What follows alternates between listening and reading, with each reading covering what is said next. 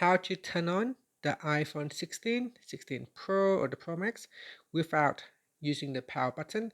So if the power button is broken or faulty and you cannot use it to turn it on, there is another way how you can turn it on. But first, let me switch off this device. So I'm going to use the power button and I will switch it off. Again, you do not need to use the power button to switch it off.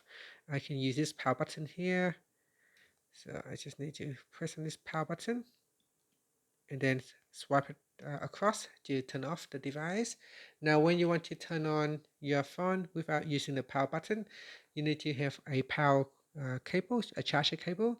So make sure the charger cable is plugged into a computer or into a charger, and then all you have to do is plug it into the charger port and wait for a few seconds, and the phone should automatically reboot, and shortly you will see an Apple logo appear. And that is how you can power on or turn on your iPhone 16 series without using the power button or the side button over here. And that's it. Thank you for watching this video. Please like and subscribe to my channel for more videos.